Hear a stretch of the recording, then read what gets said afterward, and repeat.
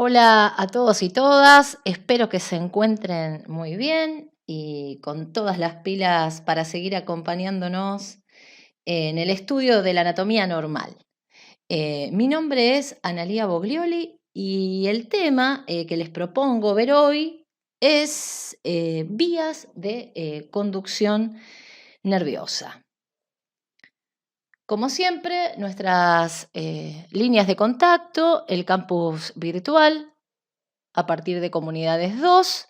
Ahí van a tener el aula virtual de anatomía o si no a través del enlace en el aula virtual de crecimiento y desarrollo. El canal de YouTube, Instagram, Facebook, Twitter. Así que bueno, para poder recordarles, mantenernos comunicados si les surgen dudas o algún comentario que quieran hacernos. Como siempre, tienen de referencia la bibliografía en la cual nos basamos. Y bueno, dicho esto, manos a la obra y arrancamos entonces a transitar este tema. ¿Qué es lo que vamos a ver? ¿Cuál es el orden que vamos a seguir?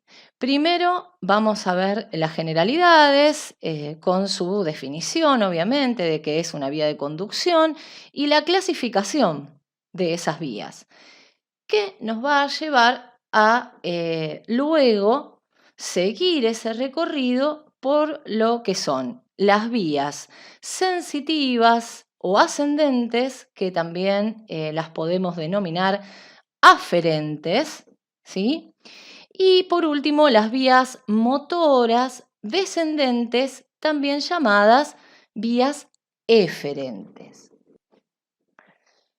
Bueno, en cuanto a las generalidades y clasificación, vamos a comenzar hablando a modo de introducción al tema y para que puedan integrarlo y comprenderlo mejor, lo que son los sistemas sensoperceptivos y los sistemas motores. Siempre decimos que el sistema nervioso somático o de la vida de relación es aquel que nos permite relacionarnos con el medio, es decir, recibir estímulos del medio y también estímulos de nuestro propio cuerpo, integrarlos, procesarlos y generar o elaborar una respuesta determinada. Acá tenemos dos imágenes.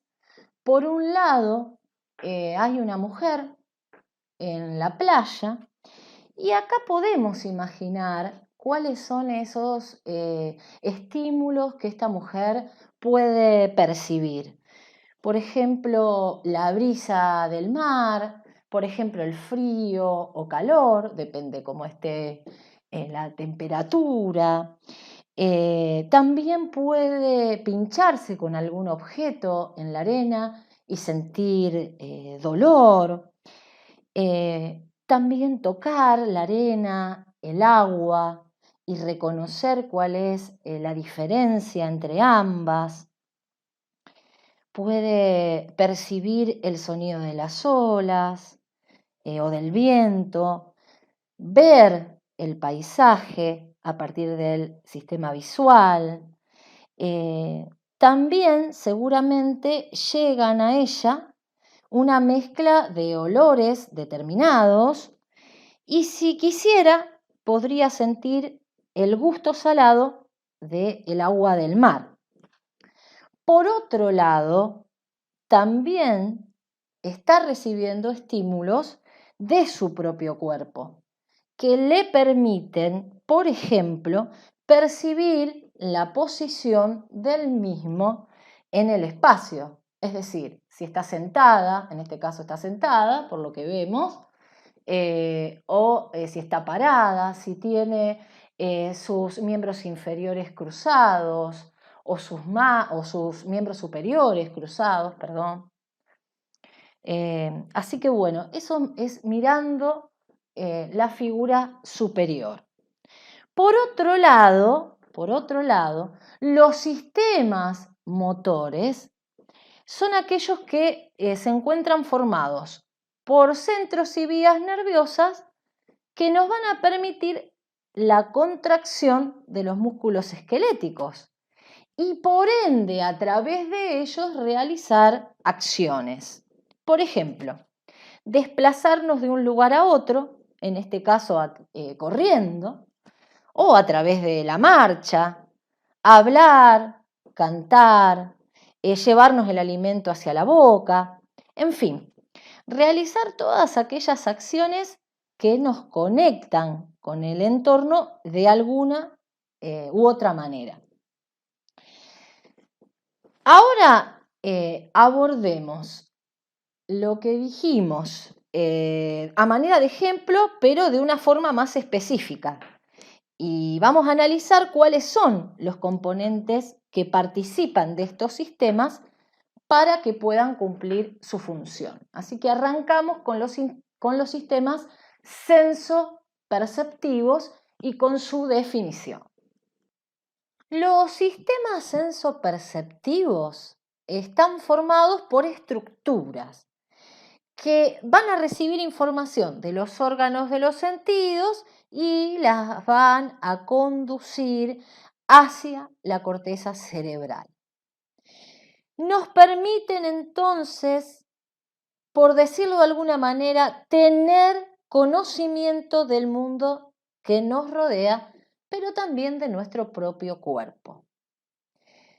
Cuando hablamos de conocer, queremos decir que a partir de estos sistemas, el cerebro humano se percata, percibe el entorno. Es decir, que gracias a la sensopercepción, las energías exteriores, adquieren un valor informativo para nosotros. Entonces, si los seres vivos somos energía y estamos rodeados de energía, que es la energía del medio, ¿sí? Las modificaciones energéticas, tanto a nivel ambiental como de nuestro propio organismo, que representan información, van a constituir lo que nosotros denominamos estímulos sensoriales. Entonces, los estímulos sensoriales que provienen del exterior se denominan estímulos exteroceptivos y nos informan acerca de la temperatura, el frío, el calor, ¿sí? El dolor y el tacto. También tengo estímulos exteroceptivos que se relacionan con funciones específicas, como es el olfato, el gusto, la percepción del sonido, la luz. Por otro lado, también recibimos información proveniente de receptores profundos que se van a encontrar ubicados en articulaciones, tendones, músculos y que nos transmiten la noción acerca, por ejemplo, de nuestra postura. A esos estímulos les llamamos estímulos propioceptivos, ¿sí? Y cuando provienen de vísceras o de los vasos sanguíneos, los vamos a denominar interoceptivos. Entonces, esta información brindada por un estímulo va a viajar, como ahí vemos, transcurrir a través de una vía sensitiva, que vamos a llamar también ascendente, centrípeta, porque va desde la periferia hacia el sistema nervioso central, y también aferente, va desde afuera hacia adentro. llevando la información. Bueno, continuamos entonces. A ver si pasa, ahí está.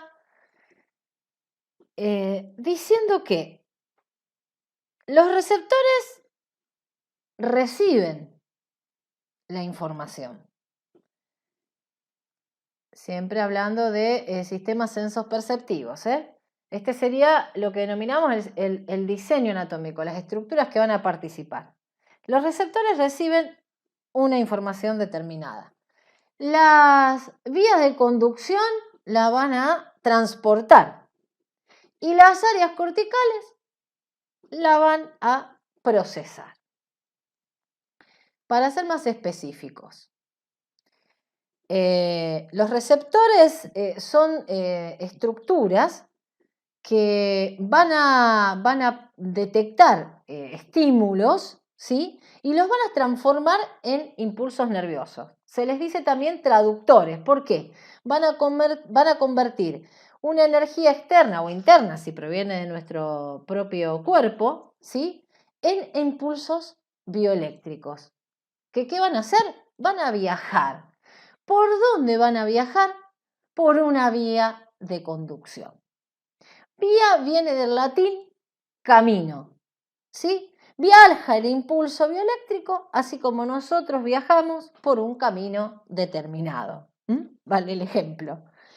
Y la definición específica de vías sería cadenas o unión de dos o más neuronas que van a llevar una información específica.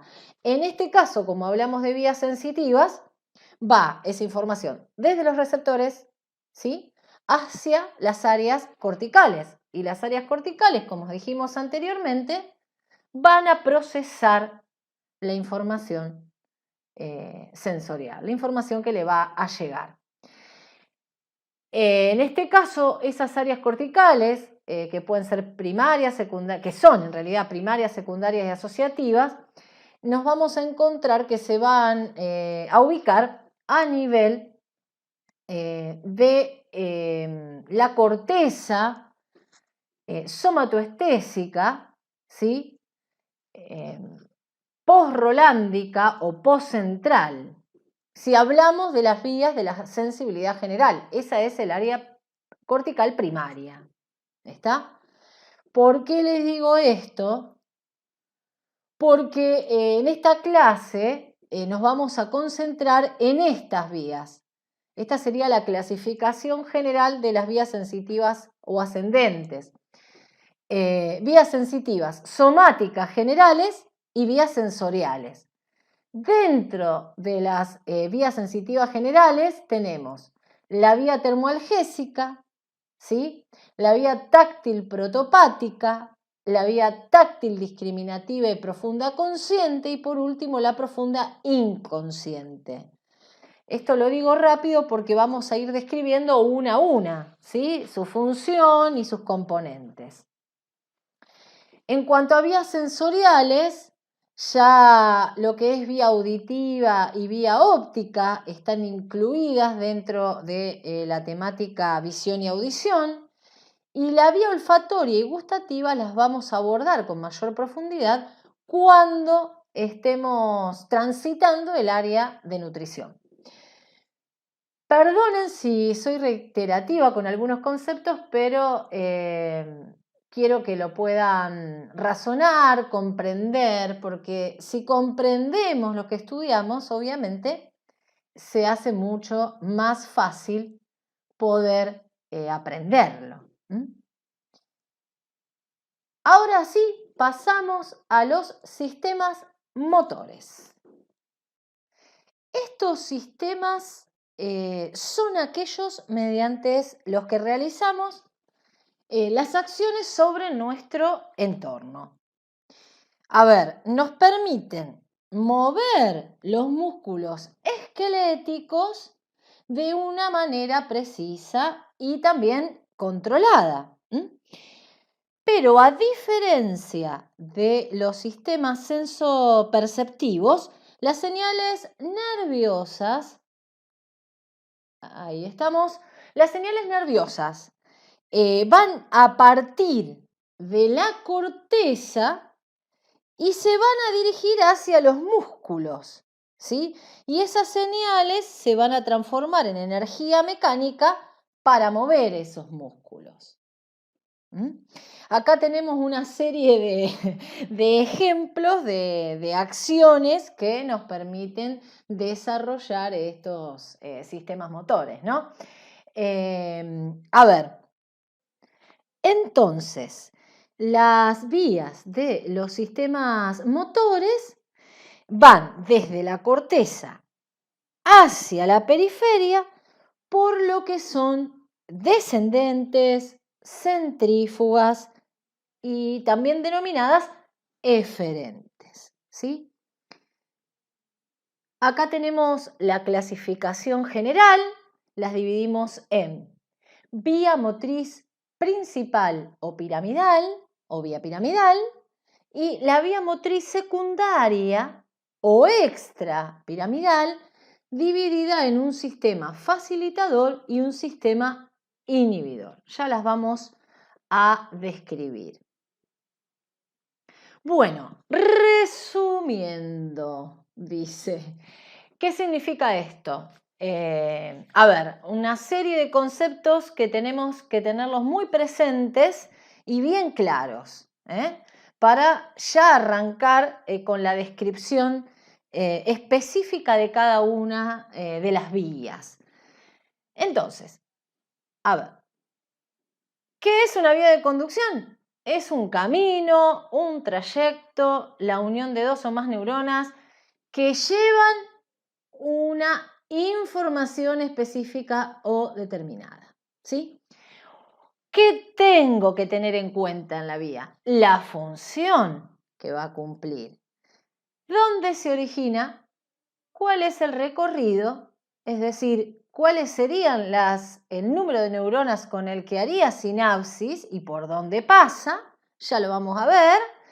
Y por último, ¿cuál sería el punto final de esa vía? ¿Sí? Que si ya nos ponemos a pensar por lo que vimos, puede finalizar a nivel de la corteza, si es sensitiva, ¿sí? O a nivel de los músculos efectores, si fuese motora. Pero no nos adelantemos, vamos paso a paso. Por otro lado, las vías sensitivas son ascendentes, centrípetas, aferentes, nacen en la periferia en los receptores somáticos y van a proporcionar información. ¿A dónde? ¿A dónde llevan esa información? A los centros nerviosos superiores. Porque también cuando hablamos, por ejemplo, de vía profunda inconsciente, está involucrado el cerebelo, ¿sí? Por eso hablamos acá de centros nerviosos superiores. Y resumiendo lo que son las vías motoras, son descendentes, centrífugas, eferentes. Se originan en los centros nerviosos superiores y se van a distribuir mediante el sistema nervioso periférico para dirigirse a los músculos estriados. Esto a manera de resumen, como les dije recién, para que lo tengan en claro cuando describamos cada una de las vías. Y otra cosa también, para que vayan teniendo en cuenta que es importante en la descripción de las vías, es esto. Recuerden que la inervación periférica, ¿sí? Los nervios periféricos en realidad que van a estar a cargo de la inervación de la cabeza son los nervios craneales y del cuello hacia abajo son los nervios raquídeos. A ver, ¿qué quiero decir con esto?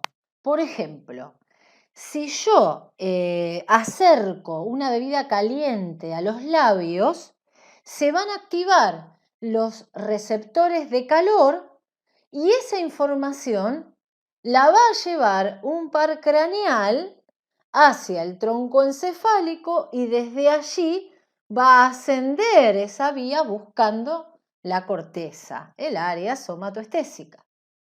En cambio, si estoy en la playa y camino por la arena caliente, se van a activar, depende cuán caliente esté la arena, pero se pueden activar los receptores del calor o del dolor y la información no la van a llevar los pares craneales, porque estamos hablando de la planta del pie, me estoy quemando la planta del pie. Esa información la van a llevar los nervios periféricos, que a partir de los nervios raquídeos, más específicamente a partir de la raíz posterior de dichos nervios raquídeos, ingresan con esa información al asta posterior de la médula espinal y luego sí, esa vía asciende buscando la corteza cerebral, buscando el área somatoestésica. Lo mismo en el caso de las vías motoras. Para movilizar los músculos esqueléticos de la cabeza, la información es llevada por los pares craneales o nervios craneales. En cambio, para ejercer una acción sobre los músculos esqueléticos del resto del cuerpo, la transmisión está a cargo de los nervios raquídeos. Ahora sí, vamos paso a paso, vía a vía. Vamos a arrancar con las vías sensitivas o ascendentes. Repasemos primero la clasificación de las vías sensitivas somáticas generales. Vía termoalgésica va a llevar la sensibilidad térmica y dolorosa, ¿sí? Y la vía táctil protopática, que va a ser la encargada de las sensaciones de tacto y presión de carácter burdo o grosero. Le llamamos también tacto grueso o también no discriminativo, ¿sí? Estas dos vías forman parte de lo que denominamos sistema anterolateral o espinotalámico. Para que lo tengan en cuenta, ya vamos a ver por qué le denominamos así. La vía táctil discriminativa y profunda consciente va a llevar la sensibilidad táctil y de presión fina discriminativa. ¿Qué discrimina? Discrimina, por ejemplo, una forma, textura. Vamos a poder a partir de esta vía reconocer objetos. Eso es en parte la función de su porción táctil discriminativa, ¿sí? También puede diferenciar cuando estimulamos dos puntos cercanos a nivel de la piel y los puede reconocer como puntos distintos de estimulación. También se llama epicrítica, no recuerdo si ya se los había dicho. Y por otro lado, acá donde nos dice que se denomina profunda consciente, va a transmitir lo que denominamos la sensibilidad propioceptiva y vibratoria. Nos va a permitir tener idea de cómo se encuentra la posición de nuestro cuerpo en el espacio. ¿Está? Ya lo vamos a ver con mayor profundidad. Esta vía forma parte del sistema de la columna posterior denominado también lemnisco medial. Por último, la vía profunda inconsciente, que va a ser la encargada de la regulación somática de la postura corporal. Ese inconsciente va a llegar esta vía hacia la corteza cerebelosa, hacia el cerebelo. Bien, vamos a iniciar un recorrido, a esta vía también, forma parte de lo que es el sistema cerebeloso. Quiero primero, para que se nos haga más sencillo el estudio de cada una de las vías, tener en cuenta cuáles son las características comunes, ¿sí? Primero, estas vías sensitivas poseen un receptor periférico. Ese receptor periférico, de acuerdo a la función de la vía, puede estar ubicado en piel y mucosas o también se puede encontrar a nivel de músculos, articulaciones y tendones. Ya lo vamos a ver, pero tengan en cuenta, poseen un receptor periférico. Tienen una primera neurona ubicada en un ganglio periférico. Receptor periférico, ganglio periférico, que para el tronco y miembros es el ganglio espinal, pero para la cabeza es el ganglio sensitivo del trigémino, que es el ganglio de Gasser en la mayoría de los casos, ¿sí? La última neurona, ¿sí?, se encuentra a nivel del tálamo óptico. Y por último, como punto número 4, todas van a terminar en la corteza cerebral si se trata de una sensibilidad consciente o en la corteza cerebelosa si es la sensibilidad profunda inconsciente que vimos como última en la clasificación. Entonces, volvemos. Poseen un receptor periférico, un ganglio periférico. La última neurona está en el tálamo y llegan o a la corteza cerebral o a la corteza cerebelosa. Ténganlo en cuenta porque son cosas que se repiten en las vías y se les hace más sencillito estudiarlas. Entonces, si lo tendría que representar de una manera gráfica en este esquema de García Porrero, receptor, primera neurona, un ganglio sensitivo, que en realidad hablamos de una neurona que es monopolar, ¿sí?, con una prolongación periférica y una prolongación central.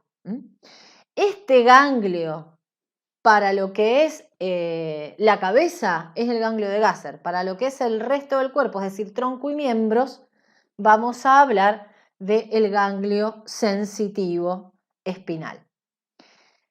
La segunda neurona, si hablamos de cabeza y cuello, vamos a encontrarla a nivel del tronco encefálico. Ahora, si hablamos de el tronco y miembros, se encuentra a nivel de la médula espinal.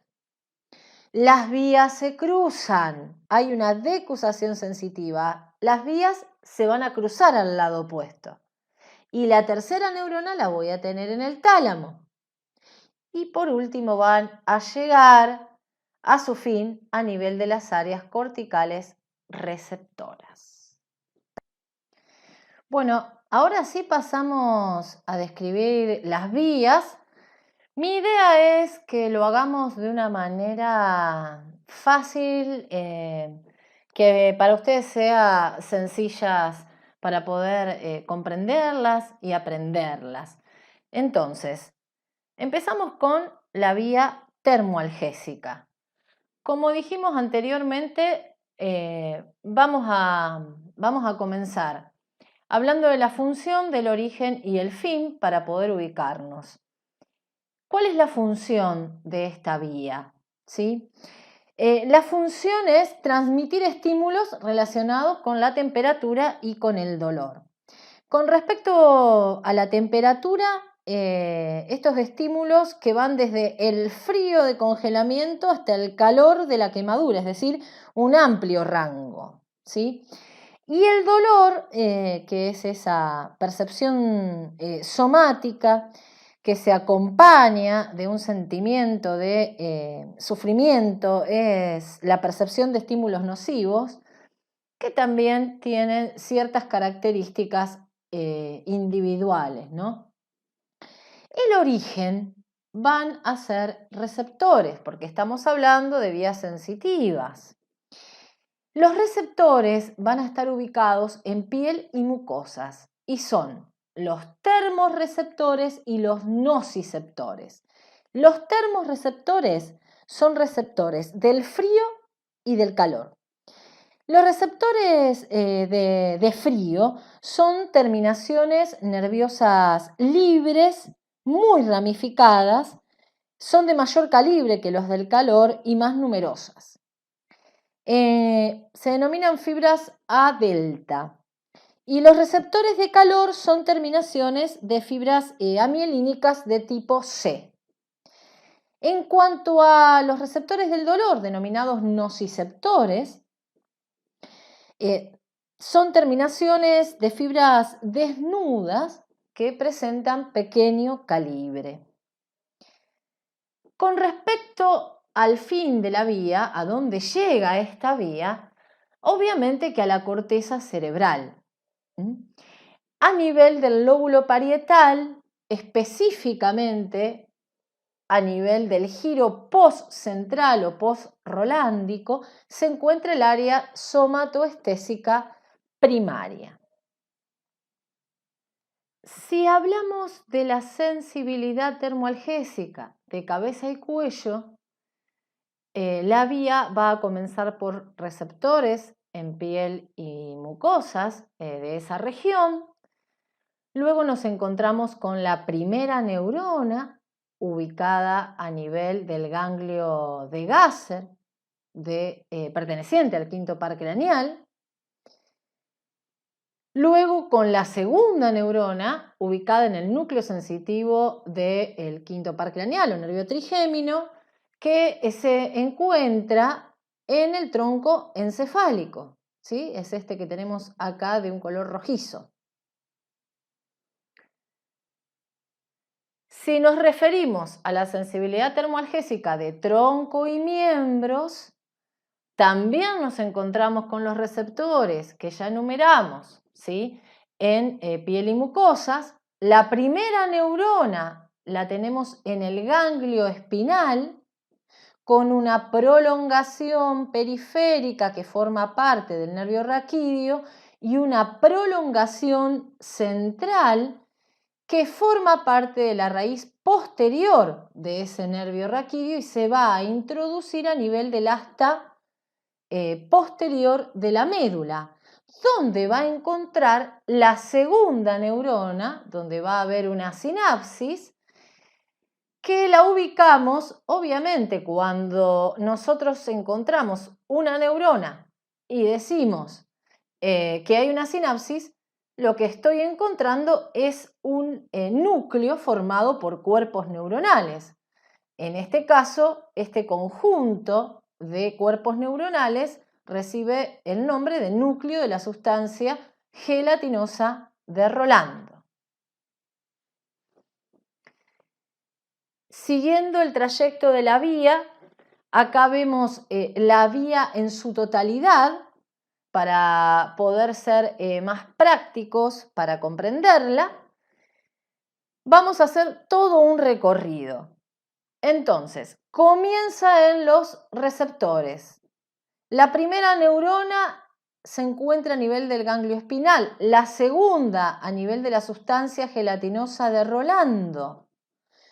Luego va a formar el haz espinotalámico dorsal, que en realidad las fibras, los axones de esas neuronas se cruzan hacia el lado contralateral hasta hacer sinapsis con la tercera neurona. Por eso se llama haz espinotalámico dorsal.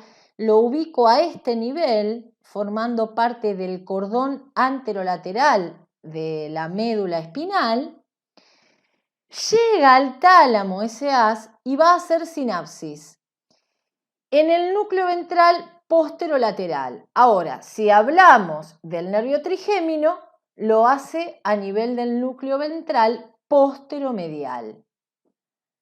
Luego va a pasar por el brazo posterior de la cápsula interna, que la ubico a este nivel, hasta llegar a la corteza integradora en el área somatoestésica del lóbulo parietal. Ahí le vamos a dar clic para que haga todo el recorrido. Y ahí vemos cómo va a ascender este haz hasta que llega a la corteza. A nivel del bulbo, el haz espinotalámico dorsal se va a desplazar un poco hacia atrás por la oliva vulvar. Se va a encontrar por detrás de la oliva vulvar. Va a pasar por protuberancia, por mesencéfalo, llega al tálamo y luego pasa por el brazo posterior de la cápsula interna y va a llegar a la corteza integradora, que acá la tenemos. Llega al área somatoestésica primaria, que es esta marcada en un rosa más intenso, y el área somatoestésica secundaria, ¿sí?, que se va a encargar de codificar dicha información. También vamos a encontrar un área sensitiva a nivel posterior y superior del lóbulo parietal. Pero recuerden siempre dónde ubicamos el área somatoestésica. Vuelvo a decírselos, el área primaria se encuentra en el giro o circunvolución postcentral o postrolándica. Acá tenemos ubicada la representación cortical, ¿sí?, sensitiva a través del homúnculo de Penfield. Pasamos ahora a la vía táctil protopática. La función de esta vía es conducir estímulos relacionados con la sensibilidad táctil gruesa, grosera y la presión. El origen son los receptores en piel y mucosas, a los que vamos a denominar mecanorreceptores, que reciben una serie de nombres: Meiner, Ruffini, Pacini y Merkel, con características particulares cada uno de ellos. El final de la vía lo voy a tener a nivel de la corteza cerebral. Como siempre, repetimos lo que habíamos hablado en la vía termoalgésica en el área somatoestésica. Entonces, esta vía táctil protopática, si hablamos de la sensibilidad grosera y de la presión a nivel de cabeza y cuello, tiene los receptores ubicados a nivel de piel y mucosas, de cabeza y cuello obviamente. La primera neurona, igual que la otra vía que describimos, a nivel del ganglio de Gasser perteneciente al trigémino. La segunda neurona en el núcleo sensitivo del quinto par en el tronco encefálico. Si seguimos el recorrido y hablamos de la sensibilidad táctil gruesa de tronco y miembros, los receptores ubicados en piel y mucosas, la primera neurona en el ganglio espinal, con una prolongación periférica formando parte del nervio raquídeo, una prolongación central que va a ingresar formando parte de la raíz posterior del nervio raquídeo al asta posterior o dorsal de la médula espinal, donde va a hacer sinapsis con la segunda neurona, que ya no es la sustancia gelatinosa de Rolando, sino el núcleo propio del asta dorsal de la médula espinal. Hacemos un recorrido total por la vía para ubicarnos mejor. Partimos de los receptores, desde ahí ganglio espinal, segunda neurona, núcleo propio del asta dorsal, cruza la línea media y asciende por el cordón anterolateral de la médula como haz espinotalámico ventral. Esto cambia, ¿sí?, a lo que era la vía termoalgésica, que era dorsal. Desde ahí atraviesa el bulbo por detrás de la cinta de raíl media, protuberancia, mesencéfalo o pedúnculos cerebrales, hace sinapsis en la tercera neurona en el tálamo, Si hablamos de tronco y miembros, en el núcleo ventral posterolateral, y si hablamos de nervios craneales, núcleo ventral posteromedial. Eso a nivel del tálamo. Pasa por el brazo posterior de la cápsula interna y llega a la corteza integradora en el área somatoestésica del lóbulo parietal. Hacemos clic para ver todo ese recorrido. Ahí asciende como haz espino talámico ventral, llega al tálamo, brazo posterior de cápsula interna, corteza somatoestésica. Volvemos a repasar dónde está el área somatoestésica primaria en el giro postcentral del lóbulo parietal. Próxima vía a describir, la vía táctil discriminativa y profunda consciente. Y la función de esta vía es conducir impulsos propioceptivos y la sensibilidad táctil fina. ¿Qué significa esto? A ver, cuando hablamos de estímulos propioceptivos, son aquellos que me van a permitir identificar la posición y la orientación de las distintas partes del cuerpo.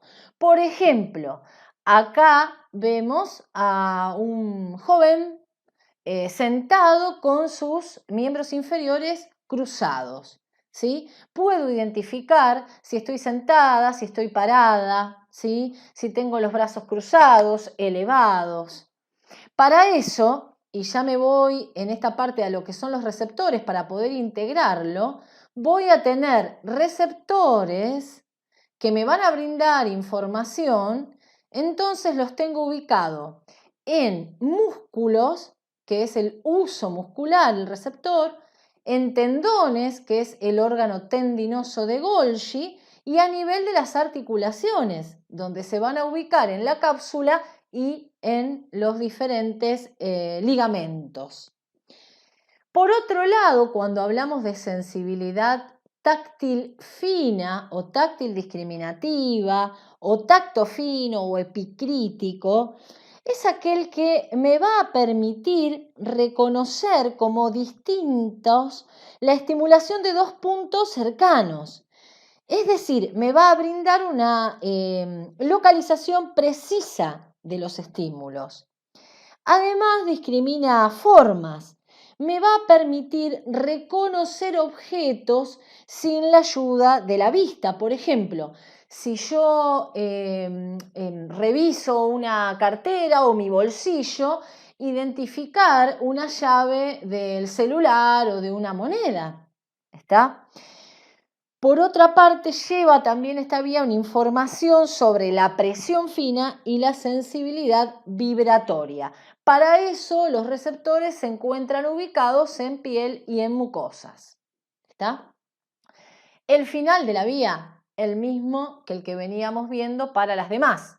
La corteza cerebral, lóbulo parietal, área somatoestésica.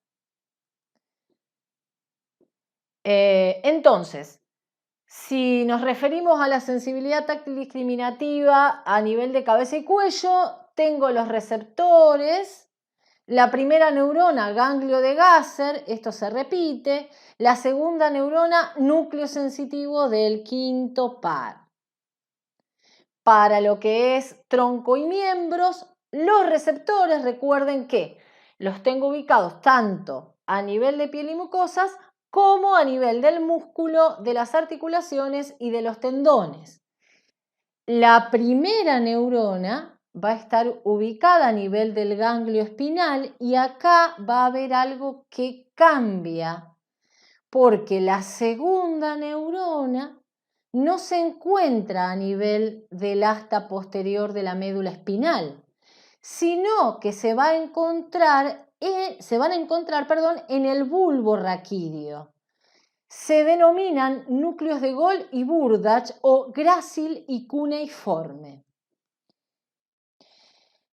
Entonces, teniendo una visión general de la vía, como hacemos siempre en este gráfico, decimos que reciben la información los receptores.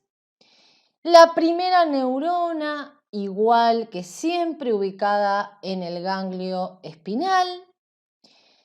Ahora lo que cambia, que en realidad no hay una sinapsis en el asta posterior de la médula, sino que asciende la información como haces de Gold y Burdach o grácil y cuneiforme a nivel del cordón posterior de la médula espinal. ¿Sí? Si hablamos de haces, hablamos de sustancia blanca. El haz de Gold es central, ¿sí? Haz de Gold o grácil. Es central, en realidad es medial, está hacia adentro de Burdach. Y va a llevar fibras provenientes de la extremidad inferior del tronco y de los miembros, ¿sí? Ahora bien, el haz de Burdach o cuneiforme, que es lateral, va a llevar información de parte del cuello, los miembros superiores y de la parte superior del tronco. Repito entonces por si no quedó claro, Gold lleva parte inferior del tronco y miembros inferiores. Burdach, parte del cuello, miembros superiores y porción superior del tronco. De esta manera ascienden dichos haces que hacen sinapsis en la segunda neurona en los núcleos de Gold y Burdach o grácil y cuneiforme a nivel del bulbo raquídeo. Acá las fibras se van a cruzar formando lo que llamamos la decusación sensitiva, que va a producir la decapitación de las astas dorsales, de la médula, obviamente, ¿no? Y forma lo que denominamos cinta del raíl media, sistema lemniscal o lemnisco medio. Luego va a la tercera neurona, que se encuentra a nivel del tálamo, núcleo ventral posterolateral, para el tronco y los miembros, y para la cabeza, núcleo ventral posteromedial. Que vuelvo a recordarles, esa información la van a llevar los nervios craneales. Luego la cápsula interna, brazo posterior y corteza integradora, la misma, ¿sí? Fíjense que solo cambian algunas cosas que las van a tener que tener en cuenta al momento de poder estudiar y no confundirse. Ahí dibujamos plenamente la vía para que la vean. Ahí hace sinapsis en bulbo, se cruza. Acá se encuentra la cinta de raíl media a nivel del bulbo, bulbo protuberancia, mesencéfalo, tálamo, cápsula interna y corteza. La corteza integradora va a ser obviamente la misma que estuvimos describiendo a nivel del área somatoestésica. Bueno, otra es la historia ahora porque vamos a hablar de la vía profunda inconsciente, ¿sí? Esta vía va a participar en la regulación somática de la postura corporal. Cuando hablamos de vía profunda inconsciente, en realidad hablamos también de que va a llevar una información de tipo propioceptiva. ¿Por qué les digo esto? Porque los receptores van a estar también a nivel del músculo, es decir, en el uso muscular, en tendones, que se encuentra el aparato tendinoso de Golgi, y en las articulaciones a nivel de la cápsula y de los ligamentos. ¿Dónde va a terminar esta vía? En la corteza cerebelosa, ¿sí? A nivel del paleocerebelo. Por eso es importante que relacionemos esto de lo inconsciente, que a diferencia de las otras vías que estuvimos viendo, terminaban en la corteza cerebral, ¿sí? Entonces esta vía profunda, inconsciente, comienza a nivel de los receptores. La primera neurona es igual a las vías que veníamos viendo a nivel del ganglio espinal. La segunda neurona la vamos a encontrar también a nivel del asta posterior de la médula espinal. Y tenemos una segunda neurona, que es el núcleo de la columna de Clark, de donde partirá el haz espinocerebeloso dorsal o de Fleming, o también denominado directo. Y voy a tener neuronas de la base del asta dorsal, donde sus axones formarán el haz espinocerebeloso ventral o de Gowers o cruzado. Veamos con más detenimiento esto y paso a paso. Entonces, ¿cómo llega esta información al cerebelo? A partir de dos haces, del haz espinocerebeloso dorsal o directo y del haz espinocerebeloso ventral o cruzado. Veamos uno a uno. Desde los receptores ubicados en músculo, articulaciones y tendones, parte la información hacia la primera neurona ubicada en el ganglio espinal. Desde allí, ingresando por el asta posterior de la médula, se encuentra con la segunda neurona en el núcleo de la columna de Clark.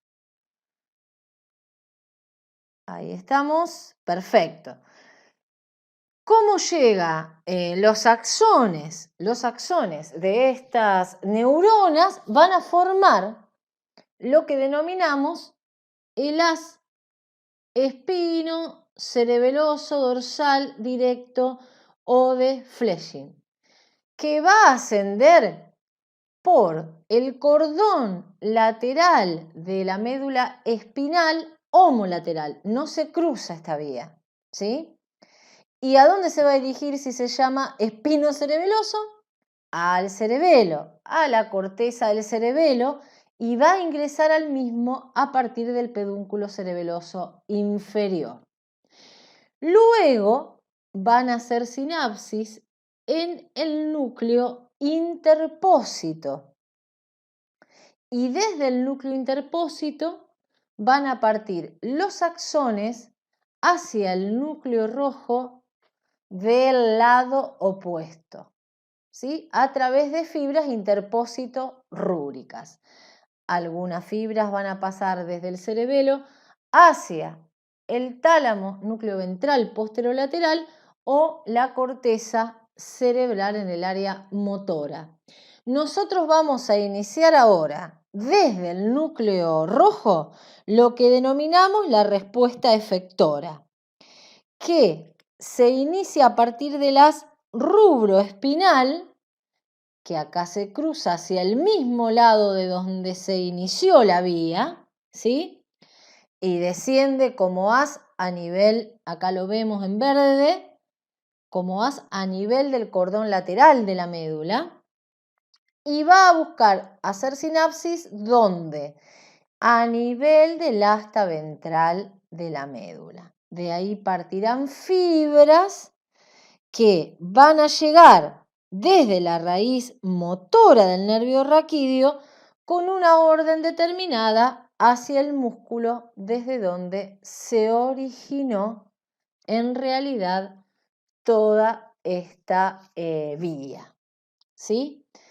Así que bueno, esto sería el haz espinocerebeloso dorsal o de Fleming. Recuerden, el inicio, primera neurona, segunda neurona, por donde asciende, que es el cordón lateral de la médula, este haz espinocerebeloso. Recuerden que va a ser directo, no se va a cruzar, estas vías son homolaterales y desde ahí se va a dirigir hacia el cerebelo. Veamos muy parecido, es el haz espinocerebeloso ventral o cruzado de Gowers. Vamos a comenzar de igual manera en los receptores. Primera neurona ganglio espinal, la segunda neurona cambia, base del asta dorsal. Lo otro que cambia es que se cruza al cordón lateral, obviamente del otro lado, y luego asciende como haz espinocerebeloso ventral o cruzado hacia el cerebelo. ¿Por dónde ingresa al cerebelo? Por el pedúnculo cerebeloso superior. Desde ahí, núcleo interpósito, fibras interpósitos rúbricas, núcleo rojo. Dijimos, podía ir a la corteza cerebral y al tálamo, pero desde el núcleo rojo lo hacemos descender como haz rubro espinal. Vamos a ir al asta anterior de la médula y volvemos al músculo desde el cual se inició la vía. Músculo, articulaciones, tendones, donde se encuentren los receptores, donde se haya iniciado ese estímulo y vimos la vía completa. ¿Sí? Bueno, esto sería lo que llamamos vía profunda inconsciente, con estos dos haces, llegando al cerebelo y regulando la postura. Y continuando nuestro recorrido por las vías de conducción, pasamos ahora a las vías motoras o descendentes. Recuerden también que son vías centrífugas eferentes, ¿sí? Estas vías nacen de los centros nerviosos superiores y se distribuyen mediante el sistema nervioso periférico para dirigirse a los músculos estriados que van a ser los efectores. ¿Está? Así que bueno, tenemos dos vías. La vía motriz principal o piramidal y la vía motriz secundaria o extrapiramidal. Vamos a ponerle ritmo y empezamos con la descripción de la primera. Vía motriz principal o piramidal. ¿Cuál es la función? Conduce los impulsos que transmiten la orden de efectuar un movimiento determinado. ¿Dónde se origina? En la corteza cerebral, en el área cortical motora que se encuentra en el lóbulo frontal. Ahora vamos a ver más específicamente dónde. ¿Dónde termina la vía? En los músculos esqueléticos, ¿sí? Acá tenemos el área cortical involucrada, la corteza motora. En azul más intenso, el área motriz principal, ¿sí? Circunvolución o giro precentral o prerolándico, porque se encuentra por delante del surco central o de la cisura de Rolando, ¿sí? Y en azul más clarito, la vía motriz secundaria. Acá tenemos la representación cortical de nuestro cuerpo a través del homúnculo de Penfield, ¿sí? A partir de acá voy a tener dos haces. ¿Por qué? Porque si lo que quiero es ejercer una acción con los músculos esqueléticos de la cabeza, voy a utilizar el haz corticonuclear, ¿sí? Que va a encontrar la segunda neurona en los núcleos motores de los pares craneales, de los nervios craneales, que se ubican a nivel del tronco encefálico. ¿Está? Entonces, los cuerpos de las primeras neuronas están en el área cortical motora y van a encontrar la segunda neurona en los núcleos motores de los pares craneales en el tronco encefálico. Si vemos el haz en toda su extensión, decimos nace de los cuerpos neuronales ubicados en la corteza cerebral motora. Desde allí va a pasar por la cápsula interna a nivel de su rodilla y va a terminar encontrando su segunda neurona en los núcleos motores de los nervios craneales del tronco encefálico. Para eso cruza la línea media, es decir, busca los núcleos del lado contrario al cual se inició la vía. ¿Sí? Entonces, vamos a mirarla.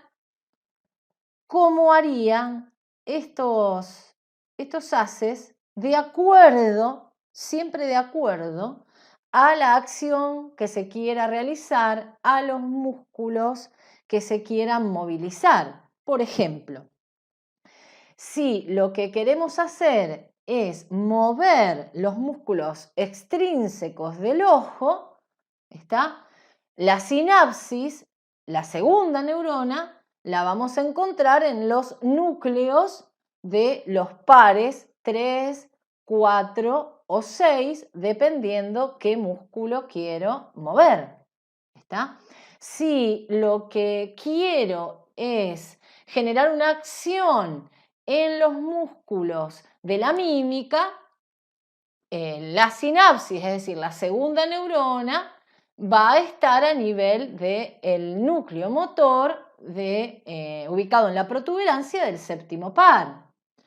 Y si lo que quiero hacer es movilizar los músculos masticadores, porque estoy comiendo algo, el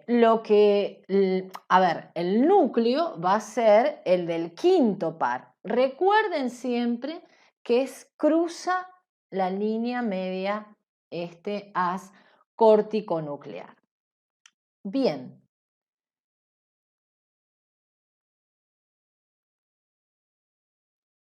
Si quiero realizar una acción, pero ahora con los músculos esqueléticos del tronco o miembros, lo que se va a poner en juego es el haz corticoespinal, que también tendrá su origen en la corteza motora del lóbulo frontal, pero va a ir en busca, como su nombre lo indica, de la segunda neurona que se encuentra ya no en el tronco encefálico, sino en el asta anterior motora de la médula espinal. Por eso se denomina corticoespinal. Veamos ahora este haz en toda su extensión para poder entenderlo mucho mejor y estar atentos a algunas particularidades a tener en cuenta. Dijimos que la vía comenzaba a nivel de la corteza cerebral motora, luego va a atravesar el brazo posterior de la cápsula interna y se va a introducir en su descenso en el tronco encefálico, ocupando los 3/5 mediales del pie de los pedúnculos cerebrales o mesencéfalo. Luego va a ser disociada la vía por las fibras transversales que provienen de los núcleos del puente ubicados en este lugar de la protuberancia. Y al llegar al bulbo constituye las pirámides vulvares, que las encontramos acá, de ahí su nombre de vía piramidal. Esta vía es 100% o 100% cruzada, es decir, que termina en las neuronas motoras del asta ventral de la médula del otro lado, del lado contralateral al cual se inició. Y este entrecruzamiento de las fibras se produce en un 80% en la extremidad inferior del bulbo y producen la llamada decusación motora, constituyendo el haz piramidal cruzado, ¿sí? Que va a formar parte en este espacio específicamente del cordón lateral de la médula espinal. El resto de las fibras, que constituyen solo un 20% del total, pasan del bulbo a la médula formando el haz piramidal directo, ¿sí? Que lo vamos a ubicar a nivel del cordón anterior de la médula espinal. Ambos haces, el piramidal directo y el cruzado, harán sinapsis en su segunda neurona, en las motoneuronas alfa del asta anterior motora de la médula espinal. Veamos ahora el recorrido de la vía. Corteza, cápsula interna, mesencéfalo, protuberancia, bulbo, y en este caso estamos viendo lo que es el haz piramidal directo, ¿sí? Que lo que va a constituir el 20% de las fibras que llegan a la médula de manera homolateral y luego se cruzan. El 80% restante van a seguir el mismo camino que el anterior hasta la extremidad inferior del bulbo, ¿sí? Donde se cruzan produciendo la decusación motora, y formando el haz piramidal cruzado que ocupa el cordón lateral de la médula espinal. ¿A dónde van a ir? A la segunda neurona, ¿sí? Ubicada en las motoneuronas alfa del asta anterior de la médula. Siempre, vuelvo a repetir, contralateral. Los axones de estas motoneuronas representan la única puerta de salida del sistema nervioso central hacia los músculos esqueléticos. ¿Y por dónde salen? Por la raíz anterior, yo acá no lo dibujé, pero salen por aquí, por la raíz anterior del nervio raquídeo. Se van a denominar motoneuronas de Sherrington, de la vía final común del movimiento. Es muy importante que lo tengan en cuenta esto. Y otra cosa interesante para aclarar es que estas motoneuronas poseen una organización espacial en dos núcleos. Vamos a encontrar dos núcleos con estas motoneuronas. El núcleo medial para la inervación de los músculos axiales, es decir, parte del cuello y tronco, y el núcleo lateral para los miembros y extremidades, como lo muestra en este esquema para que ustedes se puedan ubicar. Recuerden entonces, núcleo medial para músculos axiales, núcleo lateral para los miembros superior e inferior, es decir, para las extremidades. Pasamos ahora sí a nuestro último punto en este recorrido por las vías de conducción, que es la vía motriz secundaria o extrapiramidal. ¿Por qué le llamamos así? Porque sus fibras van a llegar a la vía final común en las motoneuronas del asta anterior de la médula o del tronco, pero no a través de la vía piramidal o principal, ¿sí? ¿Qué funciones tiene la vía? A través de estas fibras se van a facilitar o inhibir las reacciones motoras. Van a regular el movimiento. Le dan coordinación y armonía a los movimientos voluntarios.